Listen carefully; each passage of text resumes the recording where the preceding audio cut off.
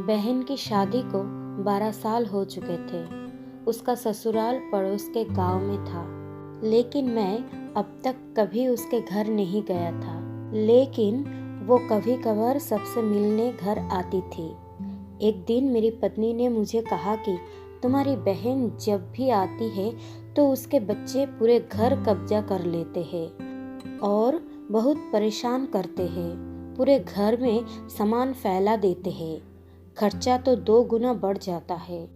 तुम्हारी माँ तो चोरी चुपके उसे साबुन, वॉशिंग पाउडर, चावल और दाल ये सब चीजें देती रहती है। ये सब सुनकर मुझे बहुत गुस्सा आया। मैं मुश्किल से घर का खर्चा चला पाता हूँ और मेरी माँ मेरी बहन को सब कुछ दे देती है। एक बार बहन घर आई थी, तभी उसके बेटे ने टीवी का रिमोट ही तोड़ दिया। मुझे गुस्सा आ गया और मैंने अपनी माँ से कहा कि दीदी को ऐसे बार बार घर नहीं आना चाहिए, बस दिवाली पर ही आया करे और जो तुम झोला भर के सामान देती हो वो भी बंद कर दो। माँ ने कुछ नहीं कहा, पर बहन ने सब सुन लिया था, लेकिन वो भी कुछ नहीं बोली। 4 बज चुके थे। उसने अपने बेटे को तैयार किया और कहा, भाभी मुझे बस स्टॉप तक छोड़ दो। मैंने ऐसे ही झूठ मूठ दीदी को बोला, जा रही हो दीदी, कुछ दिन और रुक जाती। उसने मुस्कुराते हुए कहा, अरे नहीं, बच्चों की छुट्टियां खत्म हो रही है, हमें जाना चाहिए अब। एक दिन हम दोनों भाइयों के बीच जमीन का बंटवारा होने वाला था। तभी दीदी भी आई थी, लेकिन मैंने उसे सीधे कह दिया कि मैं अपने हिस्से से कुछ नहीं दूंगा।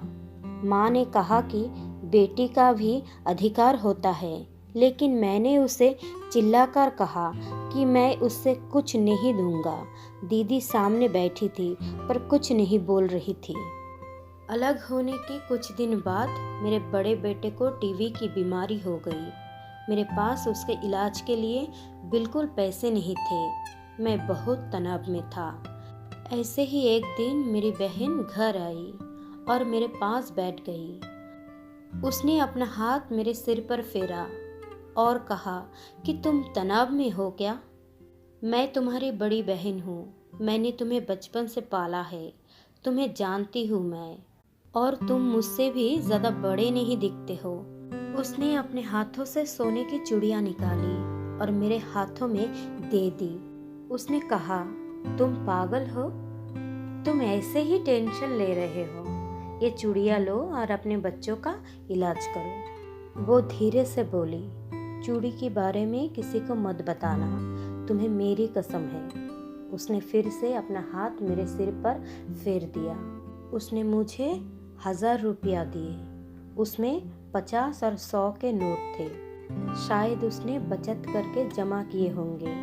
ये पैसे जेब में रखते हुए बोली कि बच्चे को जो चाहिए ले लो और इस तरह टेंशन लेकर मत बैठो। चलो, मुझे अभी जाना है। बच्चे स्कूल गए थे, इसलिए सोचा जल्दी जाकर भाई को मिलकर आओ, इसलिए आ गई। तब भी मेरा ध्यान दीदी के पैरों पर गया। उसने टूटी हुई चप्पल पहन रखी थी और पुराना दुपट्टा पहना था। वो जब भी घर आती थी उसके कंधे पर हमेशा वही दुपट्टा रहता था।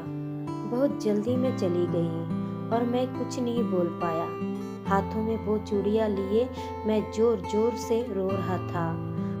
हम भाई कितना स्वार्थी होते हैं ना, पल भर में बहन को पराया कर देते हैं और बहनें अपने भाई का जरा सा भी दर्द बर्दाश्त नहीं कर पाती।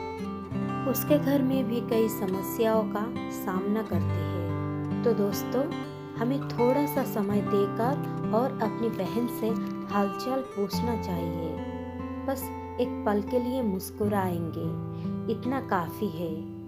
उन्हें हमसे और कुछ नहीं चाहिए होता है। ये सच है, किसी ने कहा है कि एक बहन दूसरी माँ होती है।